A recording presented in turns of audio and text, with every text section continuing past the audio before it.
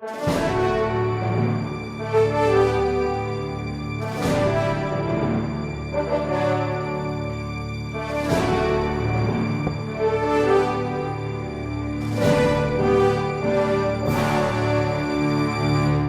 retomamos a nossa reflexão a respeito da escola de Frankfurt.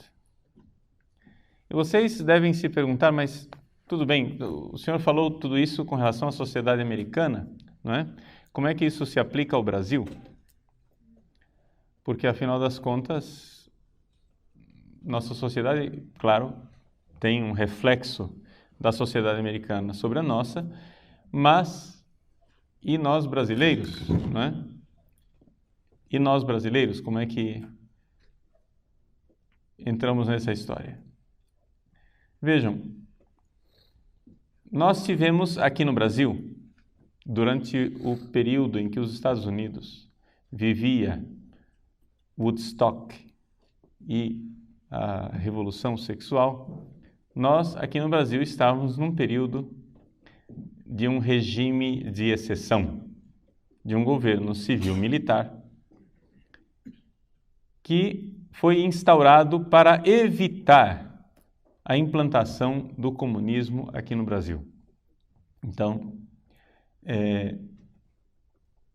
em 1964, portanto, antes de que se iniciasse esse processo mundial de transformações culturais, nós aqui no Brasil entramos em um regime civil-militar de exceção.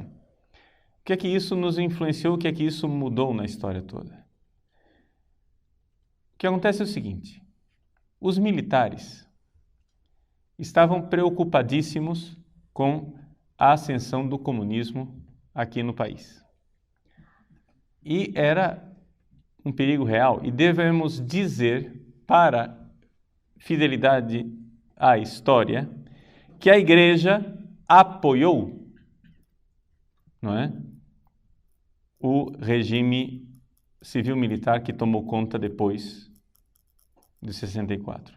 Ou seja, na década de 60, a Igreja Católica Brasileira fez uma série de marchas pela família, pela pátria e pela liberdade contra a ascensão do comunismo, que foi das maiores manifestações civis deste país.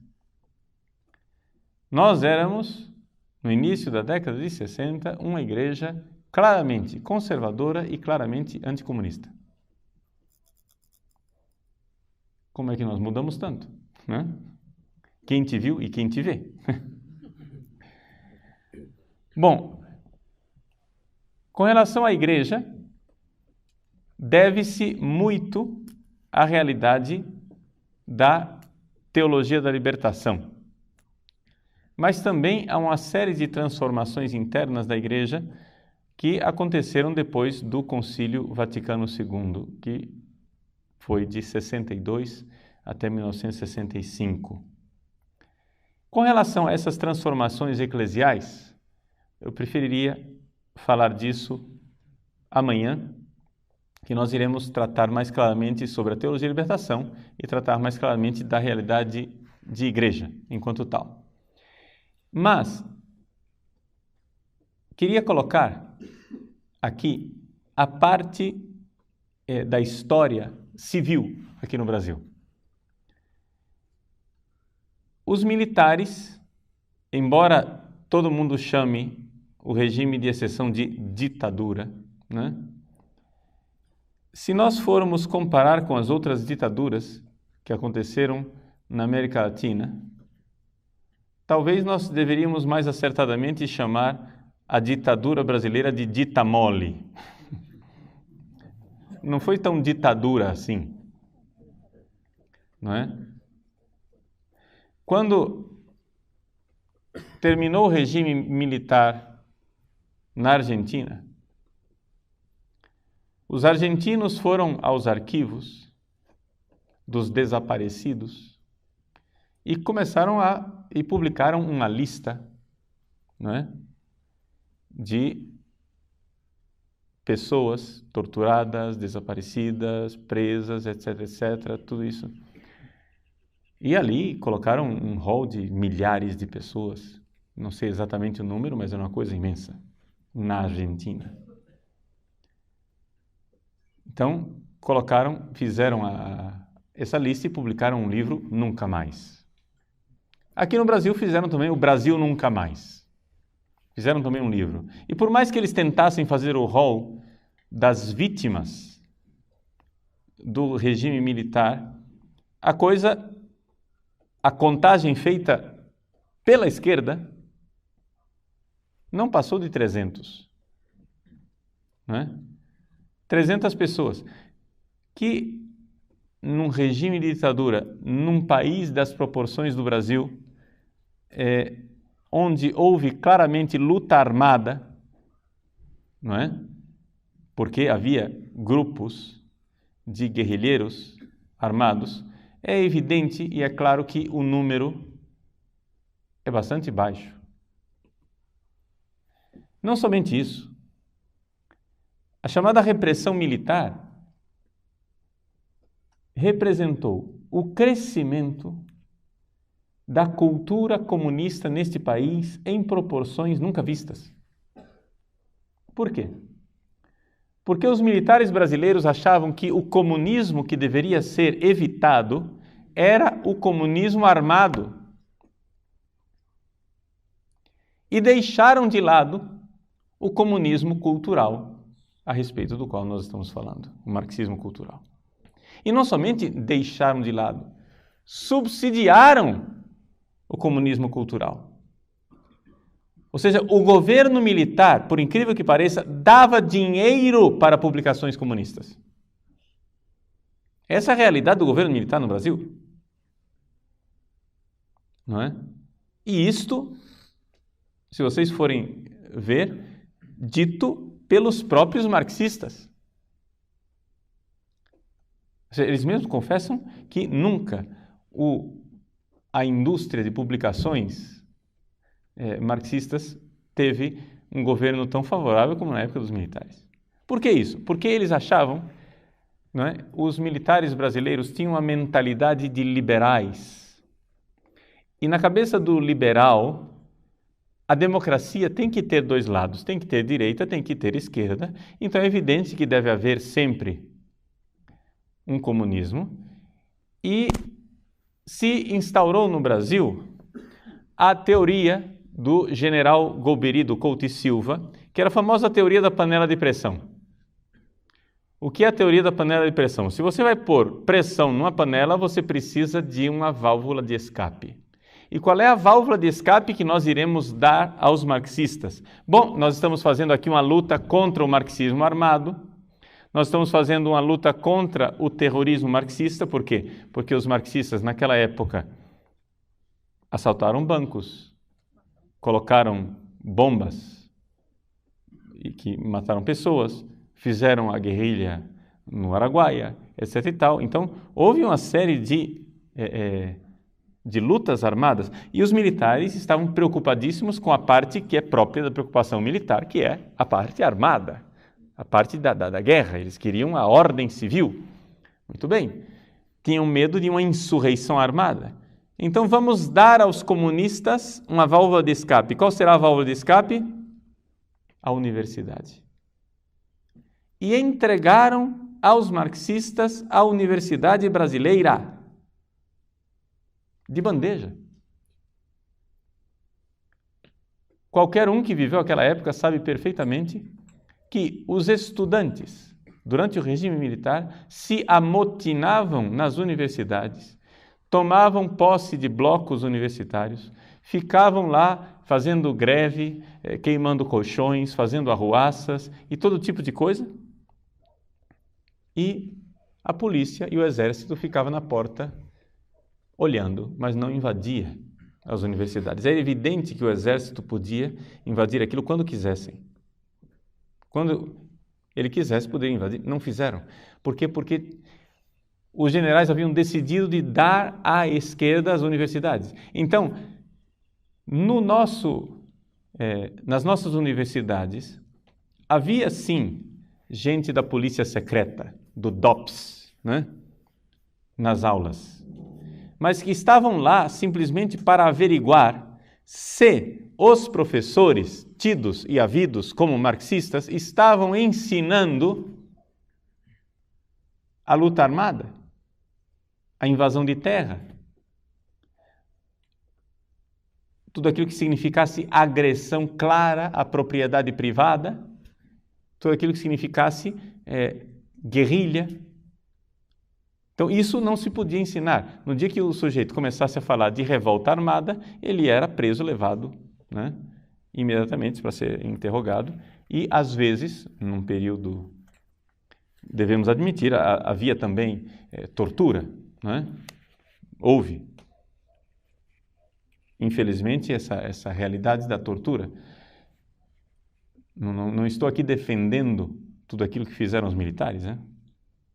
Só que a realidade do governo militar foi muito mais matizada, muito mais cheia de nuances do que aquilo que é a caricatura que vocês ouviram dos professores de vocês. Porque os professores de vocês que ensinaram história a vocês nas salas de aula, foram todos eles formados nas universidades naquela época. E formados numa universidade que foi totalmente entregue ao pensamento marxista e ao marxismo cultural. Ou seja, os militares não estavam prontos para identificar essa realidade do marxismo cultural. Estavam somente combatendo o marxismo armado. O marxismo revolucionário clássico e não o marxismo cultural. Eu conheço, por exemplo, um coronel, né, que é de Cuiabá, e ele, na época, servia o exército durante o período do governo militar. Ele serviu o exército no Rio de Janeiro. E ele foi incumbido de ir com um destacamento na casa do Dias Gomes e da Janete Claire, 2 escritores de novela da Globo, que eram comunistas de carteirinha, totalmente comunistas. Ele recebeu a missão de entrar na casa deles e averiguar se havia ali armas e livros revolucionários. Livros revolucionários que ensinassem a luta armada, como o Manual de Guerrilha do Marighella e Companhia Limitada, esse tipo de livro que ele procurava. Não acharam nada e foram embora para casa. Ora, esse episódio, que eu conheço o protagonista, o coronel que foi lá e fez isso, esse episódio é narrado pelo próprio Dias Gomes na sua autobiografia. Quem quiser averiguar, né, existe uma autobiografia de Dias Gomes, publicada pela editora Bertrand do Brasil, chama-se Dias Gomes, : apenas um revolucionário. Apenas um subversivo, perdão. Dias Gomes, apenas um subversivo. Onde ele narra a história dele. E ele mostra como, se aproveitando do liberalismo dos militares e do liberalismo do capitalista Roberto Marinho, ele conseguiu colocar nas novelas da Globo toda a agenda cultural marxista. Por exemplo, a primeira novela que ele fez, na década de 70, ele abordou o tema do divórcio, que, segundo ele, palavras dele, naquela época no Brasil ainda era um tabu. O que ele fez? Ele fez uma novela onde uma personagem é injustiçada com um marido que é um calhorda, sem vergonha. Ela sofre imensamente a novela inteira com o marido, se apaixona por um outro mocinho super galã, maravilhoso, com um temperamento ótimo e cheio de virtudes, mas, final e conclusão da novela, no Brasil não existe divórcio. Só existe desquite. Poucos meses depois, o divórcio estava aprovado no Brasil. Ou seja, o que é que a minha geração ouvia a respeito da Globo? Que todas as imoralidades e sem-vergonhices que eram transmitidas pelas novelas da Globo eram fruto da sociedade capitalista decadente, porque Roberto Marinho era um capitalista e era o capitalismo quem estava promovendo toda aquela pouca vergonha, destruindo o cristianismo. Foi isso que eu ouvi quando era criança. Foi isso que eu ouvi quando era adolescente dos meus professores. Que as novelas da Globo eram expressão da sociedade decadente capitalista americana que entrava no Brasil e estava destruindo as famílias brasileiras pelo imperialismo da Globo. E, no entanto, hoje nós sabemos que tanto Dias Gomes como Janete Claire, os dois maiores escritores de novelas da Globo, eram comunistas, réus confessos, porque na sua autobiografia Dias Gomes mostra como ele quis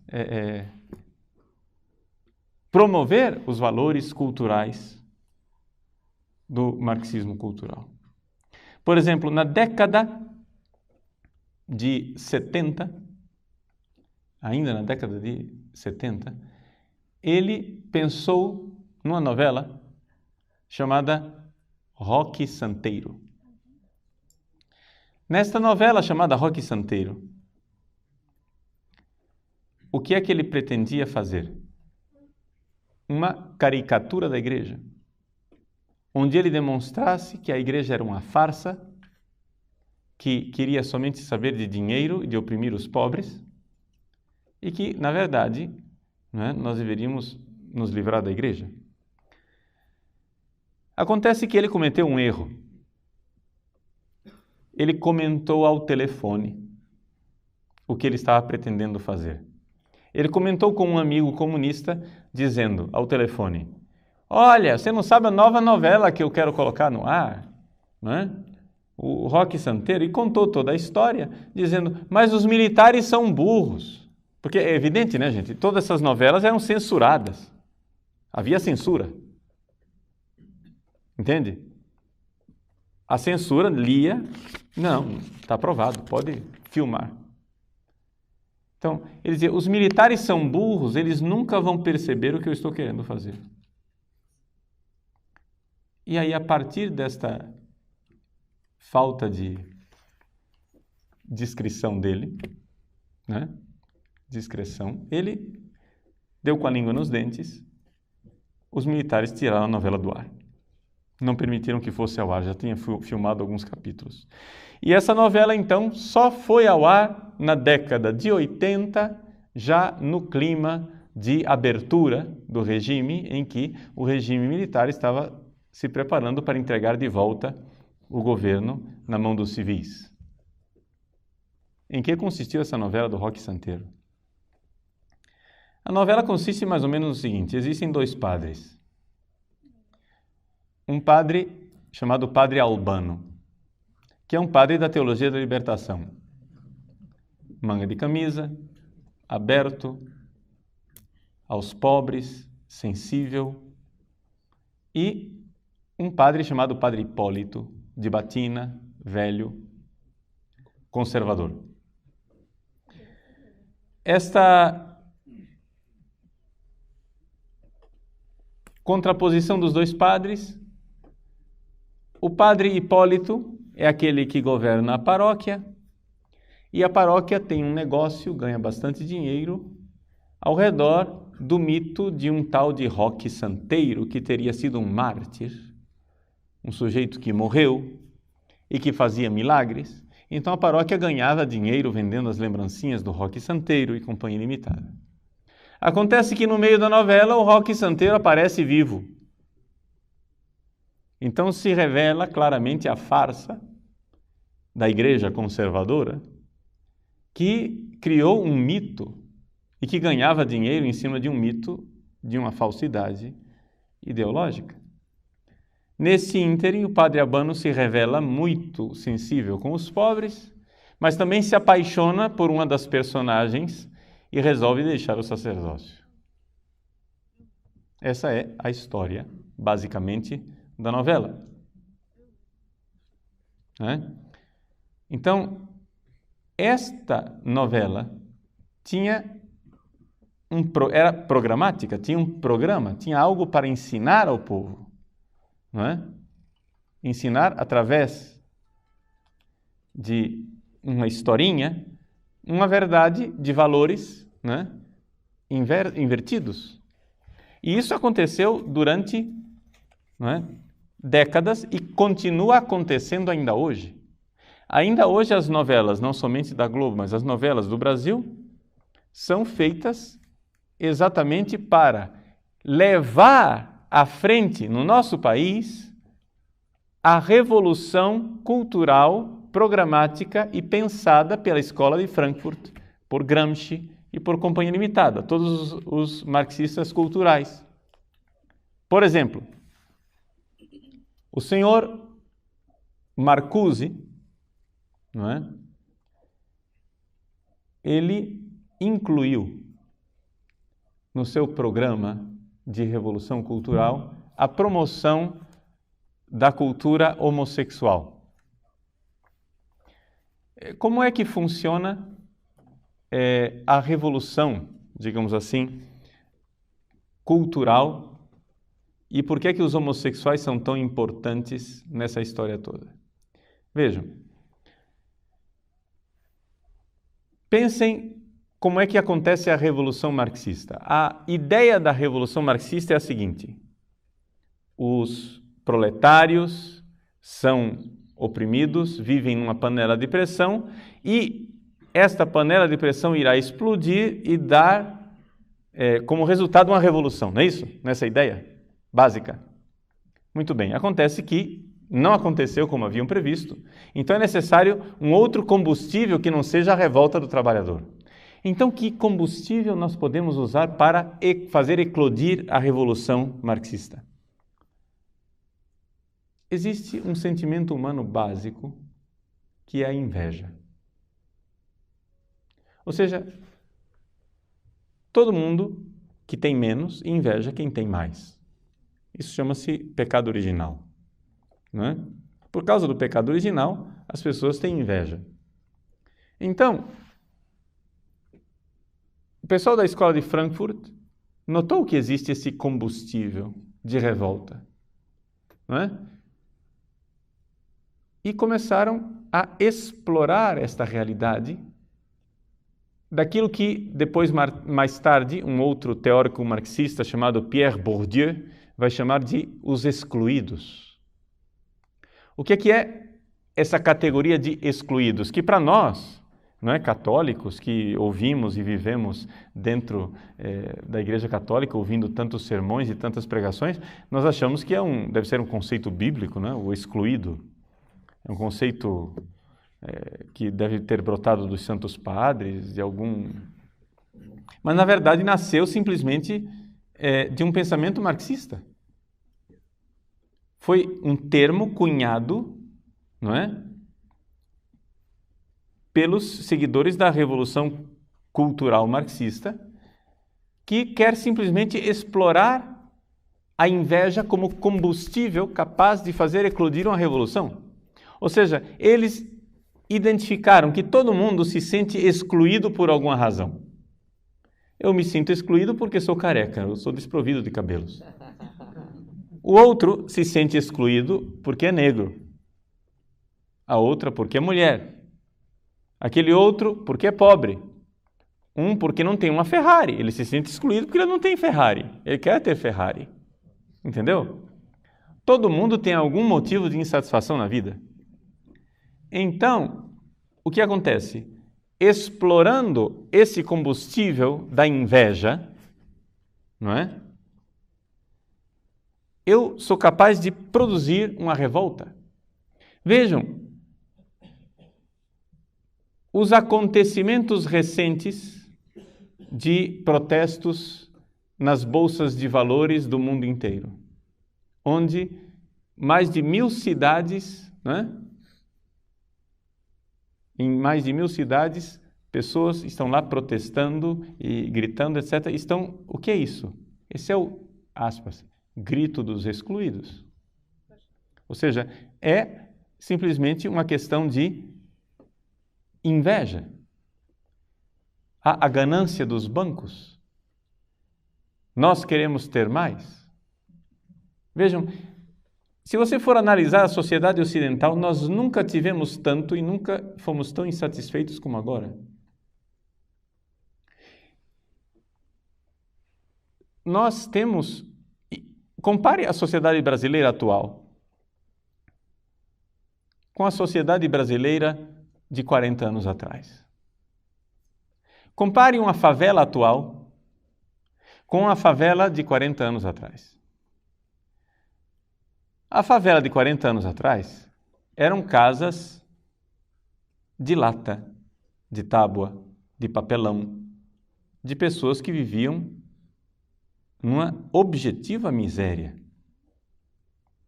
As favelas de hoje são casas de alvenaria, com uma antena de satélite, micro-ondas, televisão, geladeira, etc. Eu não estou dizendo aqui que seja uma situação satisfatória, não, em nada.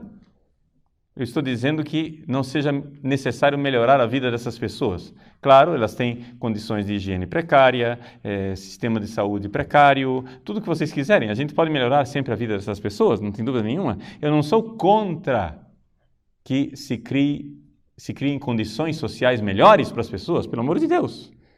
Né? Se nós podemos promover a justiça, se nós podemos promover um crescimento das pessoas, se nós podemos diminuir a pobreza, excelente, façamos.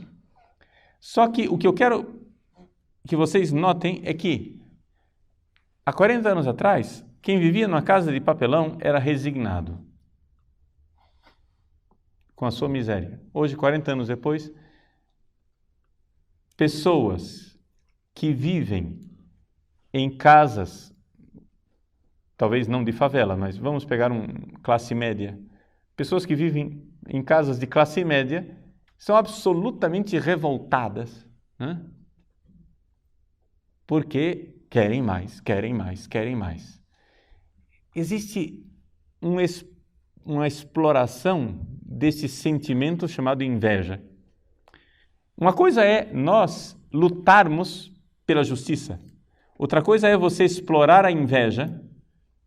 Porque a justiça, se você está lutando pela justiça, você está lutando por algo que um dia você pode dizer, muito bem, acabou a luta. Né? Lutamos, chegamos lá. Mas se você está simplesmente explorando a inveja, isso daqui nunca vai ter fim. Porque a pessoa sempre terá inveja. Né? O Bill Gates tem inveja do Steve Jobs. Sei lá, entende? Dois caras mega milionários, com uma situação de vida economicamente satisfatória e pronto. Mas, entende? Isso nunca tem fim.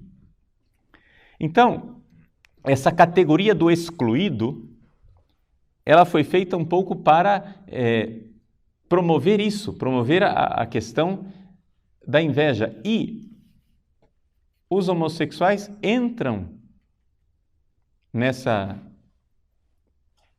esteira.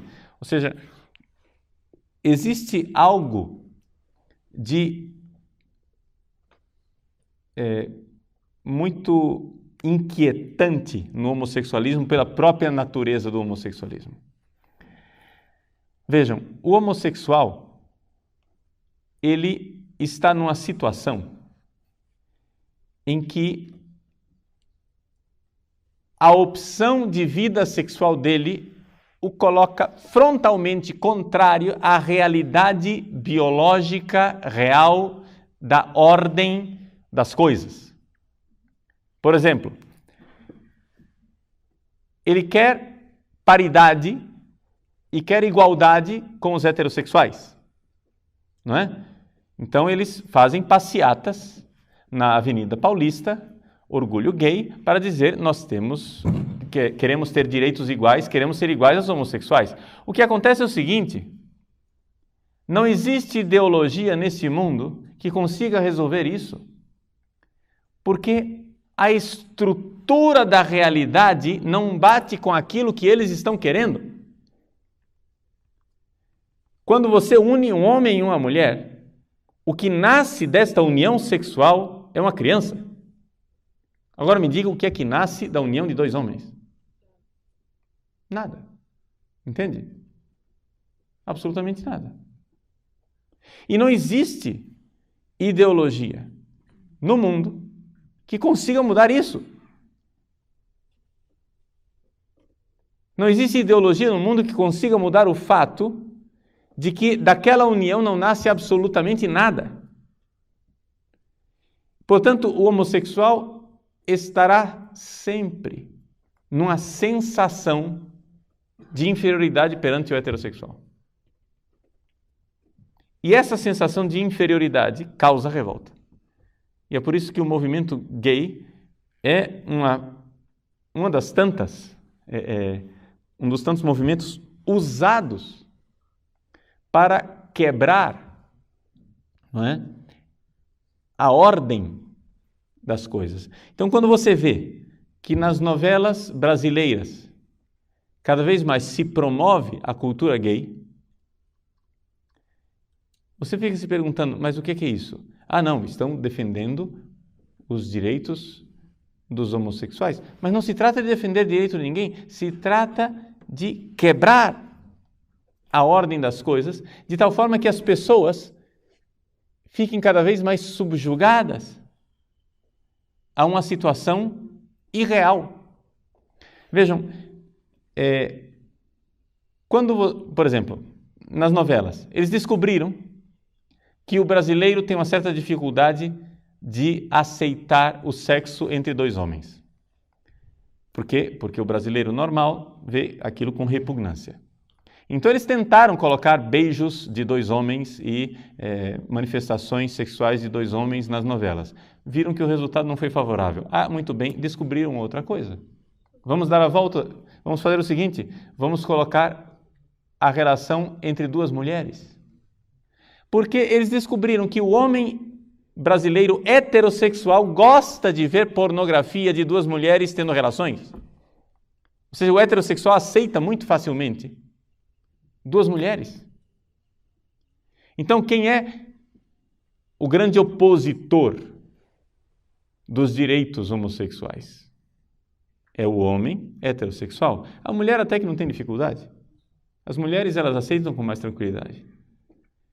Mas é o machismo do homem heterossexual que se opõe aos direitos homossexuais. Então vamos fazer o quê? Vamos colocar nas novelas, não é? Duas mulheres, porque o heterossexual aceita. Uma vez que ele se der conta de que ele aceita o homossexualismo feminino, eles pretendem fazer isso como uma espécie de navio quebra-gelo que vai quebrando e vai fazendo com que ele... Bom, se você aceita entre duas mulheres, por que você é tão preconceituoso e não aceita com homens?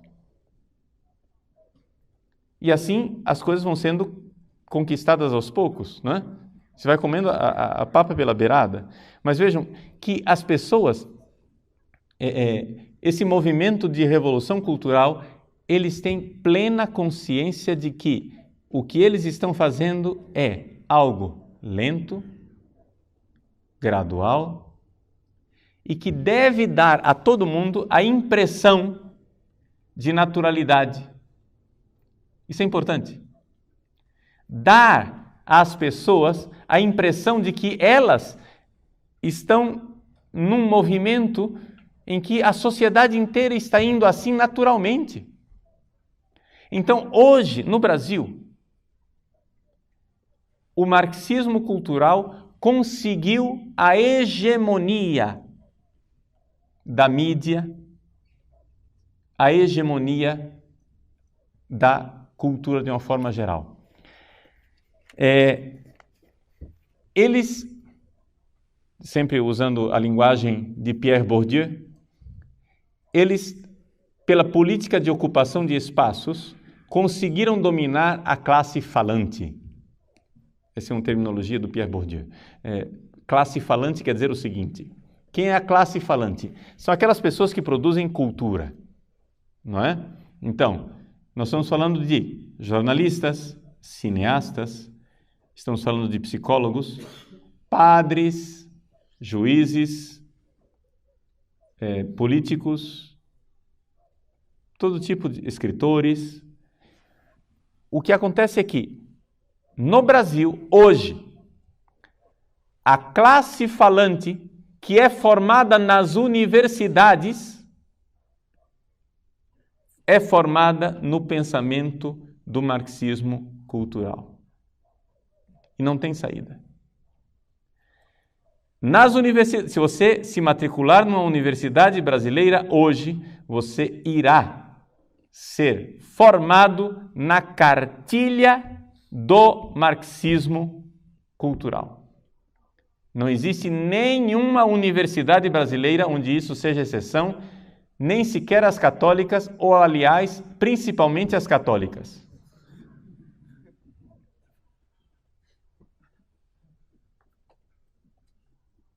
Por quê? Porque o que nós vemos é que houve um descaso por parte dos conservadores, ou seja, dos cristãos, das pessoas que sustentam os valores tradicionais dentro da igreja. Houve um descaso histórico do brasileiro que deixou que a esquerda do marxismo cultural tomasse posse total das universidades. Isso aconteceu por parte do regime militar, porque os militares não deram valor ao movimento cultural. Isso aconteceu por parte da elite capitalista brasileira por causa do natural desprezo que o brasileiro sempre teve daquilo que é cultura. Não, nós temos que ser práticos, nós temos que ser...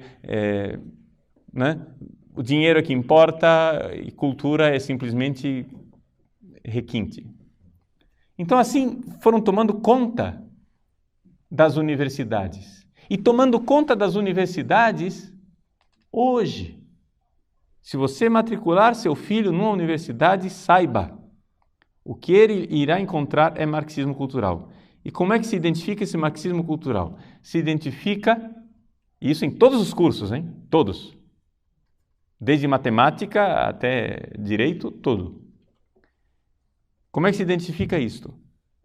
Característica principal: um ódio frontal e fundamental ao cristianismo, aos valores cristãos e, mais especificamente, ao catolicismo. Todos os cursos de nossas universidades, especialmente nas universidades católicas, que são as mais anticatólicas, todos os cursos professam um ódio frontal aos valores do catolicismo tradicional. E isto é uma unanimidade tal que eles conseguiram, com isto, porque ocuparam as universidades, conseguiram dominar toda a classe falante. Então, o que é que nós temos hoje no Brasil? Nós temos uma minoria do país, que são aqueles que são a classe falante, que tem uma mentalidade revolucionária marxista, que dominam hegemonicamente os meios de produção da cultura, e uma maioria de brasileiros mudos, que são ainda conservadores em muitos aspectos, mas que não têm representação e não tem quem fale por eles. Ou seja, nós temos ainda uma maioria de brasileiros que tem valores cristãos tradicionais, mas é uma maioria muda. E isto gente, apesar de todos os esforços da esquerda de mudar a situação. Vejam só, quando aconteceu a segunda eleição, o segundo mandato do governo Lula, não é? Quando estava no final do primeiro mandato, começou a campanha para o segundo mandato do governo Lula. A Folha de São Paulo, que não é nenhum jornal de direita, muito pelo contrário, a Folha de São Paulo fez uma pesquisa e descobriu que o eleitorado, que 70% do eleitorado brasileiro, gente, 70% não é pouco. 70% do eleitorado brasileiro tinha posições conservadoras em muitíssimos aspectos da moral e da vida. Por exemplo, um número enorme de brasileiros, não aceitava absolutamente o aborto. Um número enorme de brasileiros não aceita absolutamente o casamento gay. Um número enorme de brasileiros aceita que exista o divórcio, porque ele de fato existe, mas quando pensa na sua própria família e pensa em se casar, acha que para si o divórcio é inaceitável. Ou seja, ele aceita o divórcio até mesmo, talvez na teoria. Tudo bem, na sociedade é normal, mas o brasileiro médio, quando se casa, quer se casar para sempre. Um número enorme de brasileiros é absolutamente contrário à legalização das drogas. Um número enorme de brasileiros acha que a castidade e a virgindade é um valor. Um número enorme de brasileiros é a favor da pena de morte, que é digamos assim, um sinal de extremo conservadorismo direitista, né? Ou seja, os brasileiros existe um substrato de brasileiros que ainda trazem dentro de si os valores cristãos tradicionais, apesar de 40 anos de domínio da esquerda no âmbito universitário e de uma hegemonia total e completa da esquerda na classe falante. Ou seja, o que nós temos no Brasil é uma minoria que ainda tem valores cristãos conservadores, que porém é uma maioria que ainda tem valores cristãos conservadores, mas que é uma maioria muda. E uma minoria falante,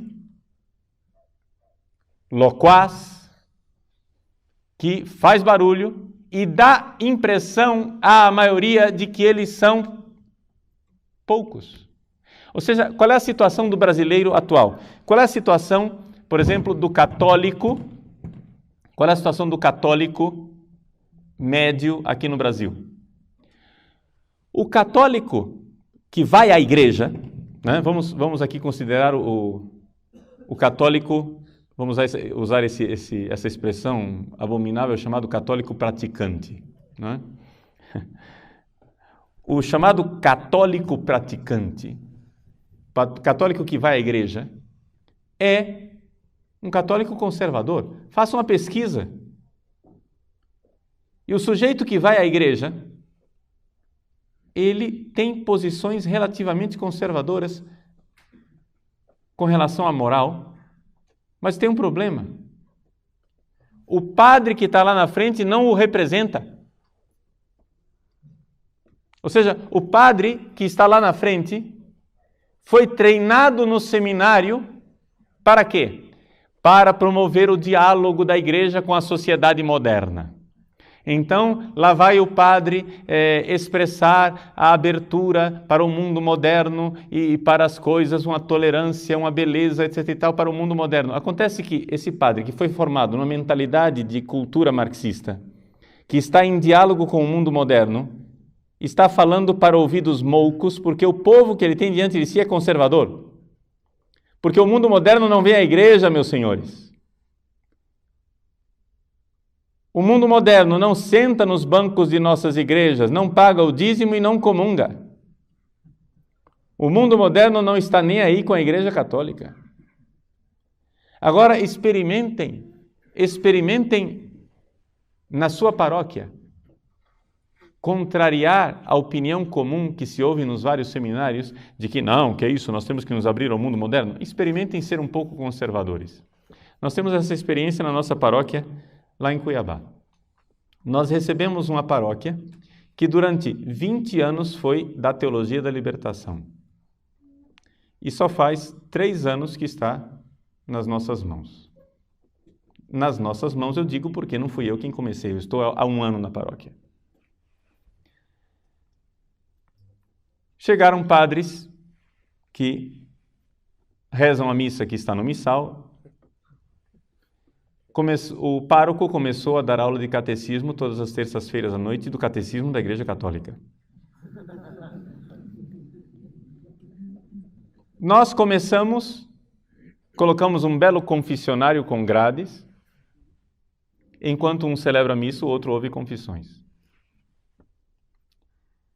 Nos domingos, o pároco expõe o Santíssimo Sacramento às 5 da tarde, se senta no confessionário e fica confessando até às 7 horas, quando é a missa paroquial solene com incenso, coroinhas e batines sobre feliz.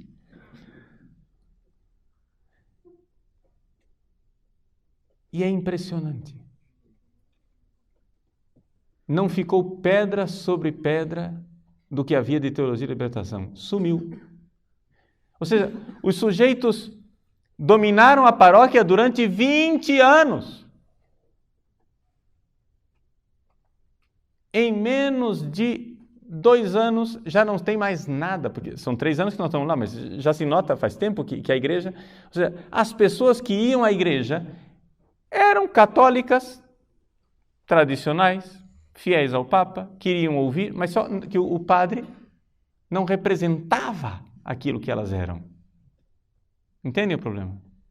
E vejam que eu não estou falando aqui de missa de Pio V, não estou falando de nada de especialmente tradicionalista, eu estou falando da missa de Paulo VI, estou falando da missa que está no missal, só isso. Estou falando nada de especialmente estratosférico, é o catecismo da Igreja Católica.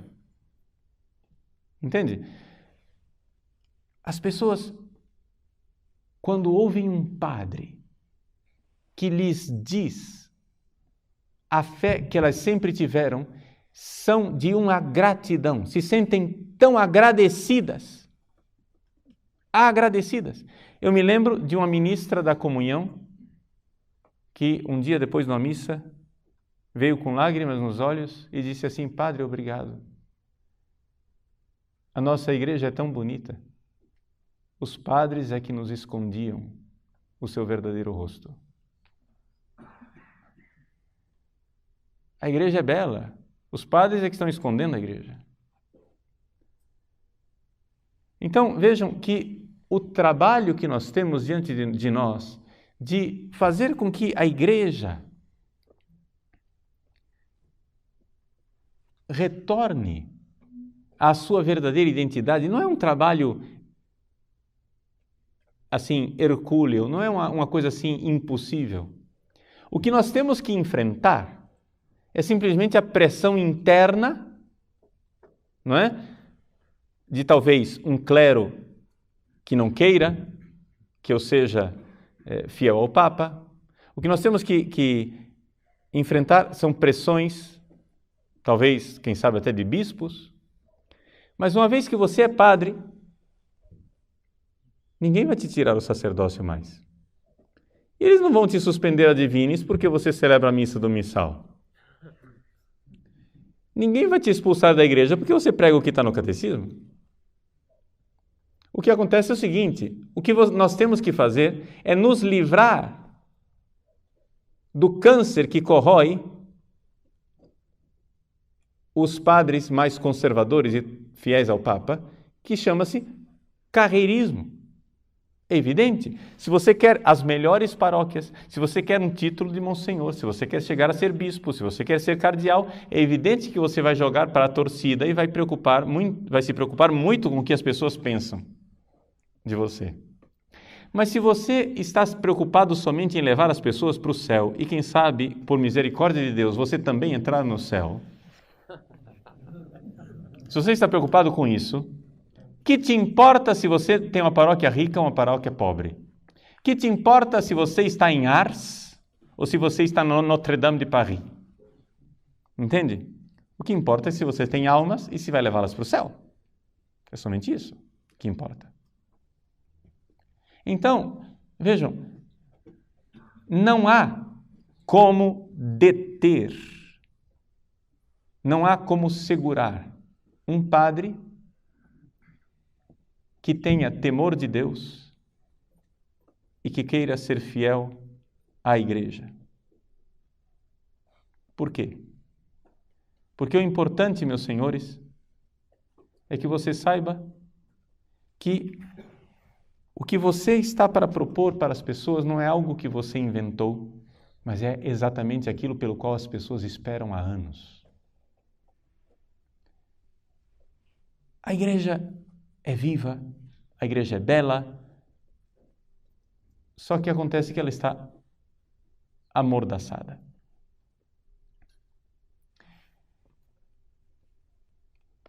Existe nessa coisa da hegemonia cultural, nós temos que entender que uma vez que você diz para as pessoas aquilo que é a verdade da fé católica, você está dizendo aquilo que as pessoas sempre esperaram ouvir de um padre, o que elas foram exatamente buscar na igreja, mas nunca encontraram.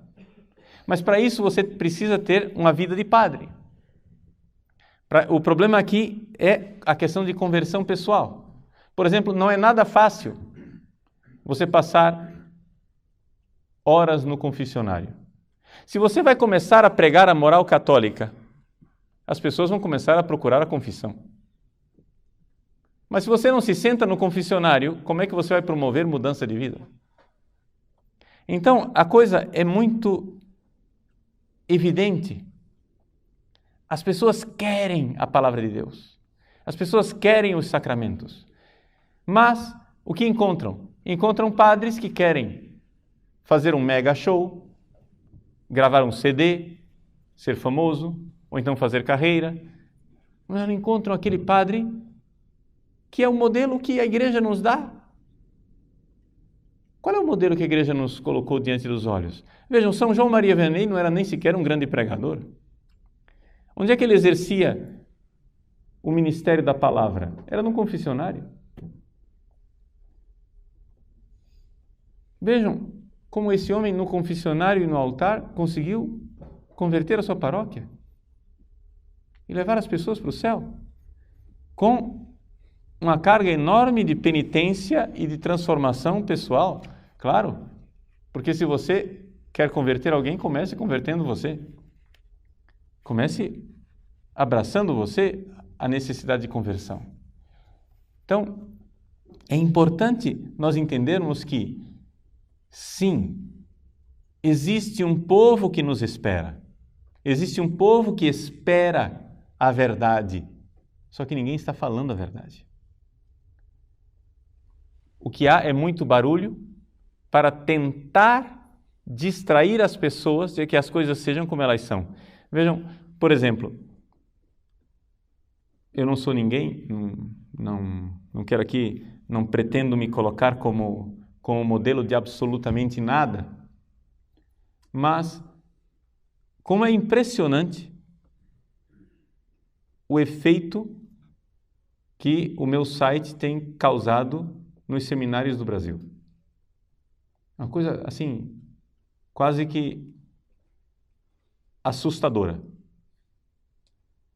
Simplesmente pelo fato de que em muitíssimos seminários do Brasil, os seminaristas simplesmente esperam o dia que um formador lhes diga aquilo que está no catecismo. Esperam o dia que um formador lhes diga aquilo que está no missal. Esperam um dia que um formador lhes diga aquilo que está no Código de Direito Canônico. E isso lhes é sonegado.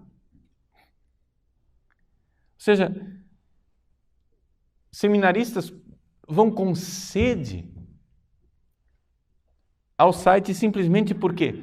Porque este meio simples chamado internet está conseguindo romper o silêncio da hegemonia cultural imposta pelo marxismo cultural dentro da igreja. Entende? A gratidão quando um padre abre a boca e fala. É que vocês, graças a Deus, estão num seminário privilegiado. Não é? Mas certamente muitos de vocês talvez tenham passado em outros seminários antes de vir para esse. Não é? Alguns de vocês talvez tenham tido outra experiência de outro seminário. E sabem muito bem o que é a experiência de esperar que o formador lhes dê a missa do missal. E não tem. Lhes dê a doutrina do catecismo. E não tem. Ou seja, a experiência que a gente tem quando você encontra um seminarista que você nunca viu na vida e você fala para ele a coisa mais óbvia do mundo, que é que você crê o que está no catecismo. Ele arregala os olhos e diz, eu sempre pensei isso, mas achava que eu estava errado, porque sempre me disseram que eu estava errado. Entende? Por quê? Porque é o fenômeno da hegemonia cultural. Ou seja, eles tomaram posse da classe falante. E a maioria, que ainda tem o senso comum organizado, natural, perfeito, que ainda tem os pés no chão, que não são lunáticos, não são malucos, a maioria fica olhando espantada para o mundo que vai mudando e diz, o mundo está perdido. Mas não é que o mundo está perdido. A classe falante está perdida. Estão nos governando e nos levando para o precipício. Agora, nós não precisamos ser ovelhinhas mudas, dóceis, que vão para o matadouro.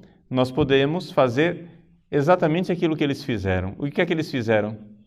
Eles ocuparam o espaço na classe falante e começaram a fazer barulho. Façamos também nós. Comecemos a falar. Mas para isso você sabe que você vai pagar um preço. E estejamos dispostos a pagar esse preço.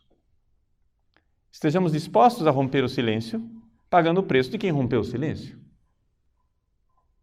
Você vai enfrentar calúnias, perseguições. Eu não prometo a você uma vida mansa. Se você for fiel à igreja e for fiel ao Papa, não prometo uma vida mansa para você. Mas Nosso Senhor prometeu um pedaço de céu para você. Então é essa a nossa expectativa e é isso um pouco que nós vemos fazendo uma análise da situação atual do Brasil. Nós temos uma hegemonia total, acachapante, os meios de comunicação, a classe falante está toda tomada, porém nós temos um número bom de brasileiros que não concorda com isso, eles só não sabem dizer por que as coisas não são do jeito que eles pensam.